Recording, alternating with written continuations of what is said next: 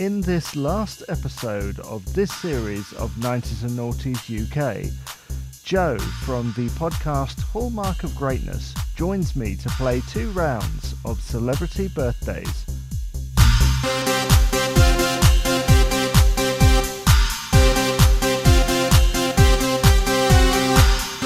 This is 90s and Noughties UK, a podcast on UK pop culture of the 90s and 2000s.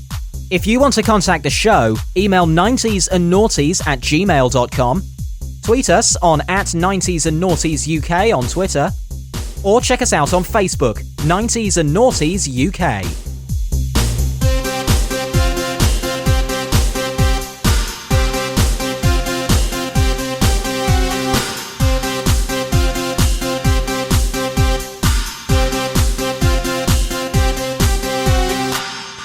It's time for Celebrity Birthdays, and now I'm joined by Joe from a very unique podcast. Tell us about it, Joe. I am from the Hallmark of Greatness podcast, where we look at, evaluate, and sort of revere in the banal warmth of Hallmark and made-for-TV films. So all those films that are essentially the same plots over and over again, but told in slightly different ways. We watch them, dissect them, score them out of 10, and have quite a bit of fun doing it. We've not been doing it like we're doing it for a couple of months now. It's a lot of fun because a lot of these films are genuinely terrible, but they keep getting made. Hallmark churns out about 80 of these a year. Lifetime does the same. Hallmark have 2 channels where they show this stuff. And I genuinely love it because it's a comfort. It's you're not surprised by anything that's going to happen. It's the equivalent of just wrapping yourself in a big duvet. Christmas must be especially a really bad time for that stuff. That must be where half of the quota comes from. If you want, I can send you someone sent us a picture of the front covers of these things, and it's man and woman in red and green jumpers stood in front of a fireplace, and it's just like, you know, those mosaics made of people's faces, and it's like Bob Marley's face. It's like that, but of just the same picture. And they're always called A Christmas Miracle, A Christmas Story, A Christmas... The Home for Christmas, they're the same thing over and over again. But I like that. It's oddly comforting in a world that over the past year has been so horrific and uncertain, to just know that no matter what happens, Susan will always end up with Chip. Do you see the same actors in these films, or it just seems to be a lot of the directors are the same? You do get overlaps of actors and actresses, but they're fairly interchangeable. Like, unless it said at the start, starring such and such, I wouldn't be able to spot the difference between blonde hair woman, brown hair woman. That's as much as it does, because they're not really meant to be characters. They're meant to be ciphers for you to project yourself into. Like, not to get into it, but I was having an argument with one of my co-hosts the other day about Keanu Reeves, and he's saying he's a terrible actor. And he said, well, he is, but he's not meant to be good. He's meant to be an empty vessel for you to pour yourself into. The Matrix is meant to be you in that situation. John Wick is meant to be you in that situation. And he just doesn't understand that. And that's how I feel in these Hallmark films, is that they're predominantly female oriented. And it's meant to be for them to sort of... It's like a safer version of a Mills and Boon book. I think that's a very good kind of estimation of the whole thing. You're about to play Celebrity Birthdays. How do you find your celebrity knowledge? I mean, British celebrities from the 90s is bang within my wheelhouse, because that's when I spent a lot of time indoors, alone, not being a popular sporty boy. So I watched a lot of television, a lot of film. I read a lot of stuff. It was the early days of the internet, so we dabbled in that. not to sound big-headed, but I have a very sort of encyclopedic knowledge of sort of British comedy and things from that time period as well, and just stuff that like was shown once and was never shown again, and things like that. It's something that I have an odd sort of photographic memory for things like that, but I can't remember birthdays. I can't remember phone numbers. Yeah, it's like literally my unlock codes and my PIN numbers on my wife's birthday, because don't steal my bank accounts. But it's because otherwise I can't remember them. But I can remember all I can recite entire scripts of Bottom. Not useful in any way. I mean, is that the word or the very extensive, I would imagine, physical element of it? All of it. Smash his cable overhead, you know. The bus driver will know when he hasn't paid his fare. Yeah, it's just because it's something that I've always loved Rick Mail as well from growing up. A lot of my sort of adult personality is based on him, and it's just that thing of I just always had this sort of deep love for, especially sort of because that was my formative years, the 90s sort of, especially British pop trivia, I guess, if you will. But I don't like using that term because it makes it sound like it's not really, it's not a skill. You know what I mean? It sort of demeans it slightly. Well, there we are. Let's move on from that, shall we? Let's move on. And since this is the last episode, I thought what we would do is play 2 rounds. So they are 2 celebrities that are celebrating their birthday in the week of this broadcast, but we're not going to confuse you by playing 2 games at the same time. That would just be really nonsensical and confusing. Let's start with the first one, and I assume that you've heard this before, so Joe, please start your questioning. Are they a musician? But they are sort of a musician. They've written songs and they've sung them. They might play an instrument. Okay. Have they acted in anything? Yeah, they've done a little bit, I think, but not too much. Mainly on stage, I think. Ooh. Are they a lady? Yes. So it's a lady who has written music, been on stage. Am I, as of today, over 40 years old? Yeah. Right, okay. Ooh, this is a tricky one. Musician lady, 40, appeared on stage. Written music for other people. Well, not necessarily. Oh, okay. But has written songs. Has written songs. Am I from the UK? No. No, okay, that's put pay to that one then. Here you go. I'll help you out a little bit. If you could. Yeah, they were in a band, and they've also had hits as a solo artist as well. Okay. So, on stage, though? Yeah, I mean, that's slightly confusing. They'd be more known for being in a band during the 2000s. Oh, but they have done... Okay. They've done stage work, yeah. In the 2000s, okay, that's a... Was I in a trio? No. No. Curses. I'm having a struggle with this. So I don't play an instrument, but I've written songs. I was in a group. Was I the lead singer in the group? Yes. Was it a girl group? Yes. We're getting closer, aren't we? I want to say, but she plays an instrument and you weren't sure. Because I want to say Susanna Hoffs. No. No? We're slightly too late for that. Oh, stage. Yes, we are, aren't we? I'm way off base there, yeah. You're in the right wheelhouse, though. In the 2000s, that was too late for 4 non-blondes. I can give you another clue. She's also been a judge on reality television. Oh, I don't watch reality television. Sharon Osbourne. Nope. No, I'm just going through them in my head. Sorry. What was she called? She's not American though. Are you thinking of Cheryl? I was thinking of Louise Nerding Redknapp for some reason, and I was like, no, hey, that's well off base anyway.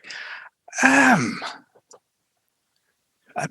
Judge, a talent show, but on British television. Oh, which should help you. And I'll narrow it down. She was a judge on the X Factor. I've never watched the X Factor. It holds no interest for me. They had an extremely big hit, which was quite provocative in its time. Oh, am I Nicole Scherzinger? Yep. That crikey! Whoa, I've got my brain. That's genius. Has she written songs for other people? I thought she was just a glorified dancer that hawked yogurt.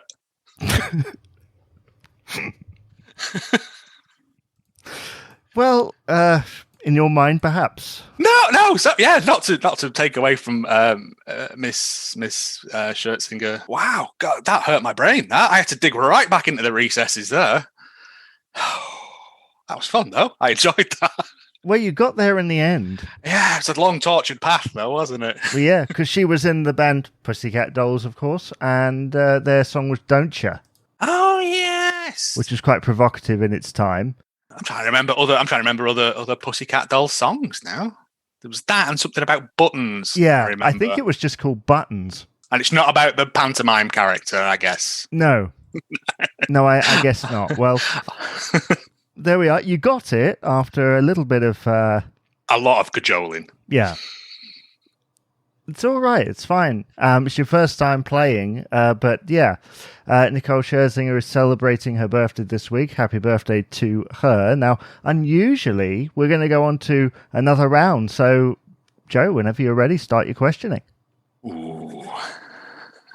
Are they an actor? Yes.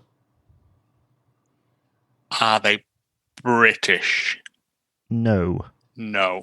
Are they a teen heartthrob? I guess. I mean, you might have to adjust the language slightly. Okay, so not teen. Well, yes, they were teen. Okay. But you might have to adjust the language slightly on the word heartthrob. Is that gendered? Were they a teen sweetheart then? Possibly. Okay. Were they in films? Yes. Yeah, so not television. They've done a little bit of television, but I don't think you'd know that show. But she has done a lot of movies. And just to help you out here, we are talking late 90s, early 2000s. Are they blonde?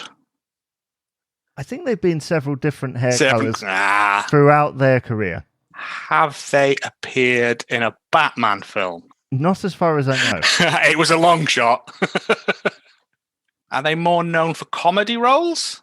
Possibly. I looking at the list of films here, I would say, yeah, it's more comedy. It's more comedy. And for a little while, very much skewed to one studio. Ooh. So one producer of films in particular, appearing in a string of them. Were they in a series of films? I wouldn't say... No, it wasn't a series. So it wasn't like a Twilighty sort of thing. No. It was... Right, yeah. But it was one studio making a lot of films with this one person in it. That's really confusing me now. Well, name a studio, apart from Hallmark, obviously. That's all I know. that make lots of films, usually with the same kind of people in it. Yeah, that's what I'm struggling with. Because... Oh. Well, if I was to say, this is not a clue to the identity of the person, but the identity of the studio I'm thinking of. When you wish upon a star, which was featured in the film. Oh, so Disney. Yeah. It's featured in Disney. So There's a lot of films for Disney. Is it? It's not. No, it's not Miley Cyrus, surely. No. No, actor. No, you're on the right track because you're talking about sort of a child teen star. Oh, what's she called? In quite a few things as well. I can give you a clue in just a moment. After your next question. Has she been in films where she's required to dance? Not as far as I know. So it's not who I'm thinking of there, then, no. She appeared in a remake of a movie which originally starred Hayley Mills. Oh, it's... What's her name? I can see her face. Mm-hmm. Oh. It won't come to me. It's in there. Give me a second. Lindsay Lohan. Yeah, got it. What? Flipping heck. Yes, because she did the Herbie reboot and all that jazz, didn't she? Yeah. And the Jamie Lee Curtis one. Mm-hmm. Freaky Friday. That's the one. I think it was going to be Halloween. Confessions of a Teenage Drama Queen as well. Other movies include Mean Girls and Just My Luck, which had McFly in it. I wouldn't know it if it fell on me. It was better than it had any right to be, is usually a phrase I use for movies of that kind. It was the Parent Trap, wasn't it? The Hayley Mills one. It was the Parent Trap, that's yes. Right. I still haven't seen that remake. I'd say watch Mean Girls and then stop as far as Lindsay Lohan goes. I didn't mind the Herbie one. I thought it had that same kind of vibe going on that it was trying to revive, but it was like, maybe we're a bit too late. Maybe they should have, they should have got the original guy to be in it. As a little nod and wink, yeah. Yeah, perhaps. So, I said it wasn't terrible, but she's very diminished. Isn't she trying to mount a comeback now? Something like that, yeah. Yeah, I think she's going for sort of Oscar bait things now, isn't she, though? Possibly. I don't keep up with it. I spend a lot of time talking about these things in the same way that you spend your time talking about Hallmark movies. It's wow. And the thing is, you got both of those, and it really is the luck of the draw, right? Because I record these weeks in advance, and so I don't pick them based on whether I think you'll know them. It's random. Oh yeah. Like I said, there's a lot of people having birthdays, and you can only pick so many. It's absolutely random. So yeah, that was fun. Well done for getting both. I need to lie down now. Yeah. Well, you're the first person to play 2 in one episode.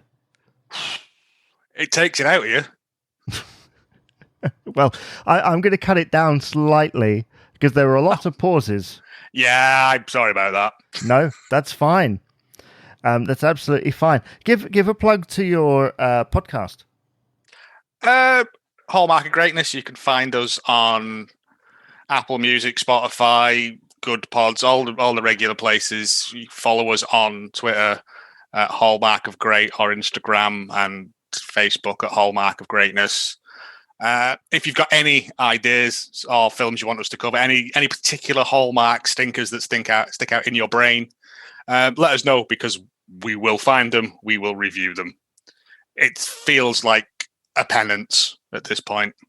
So just to finish the show here, recommend one terrible Hallmark movie to me right now, and it will just end on you recommending this movie. The worst film we have ever reviewed is Breaking Legs. Pitches itself to be a sort of step-up High School Musical, but it was clearly written for 18-year-olds, and the cast are 13. So it's horny in all the wrong places.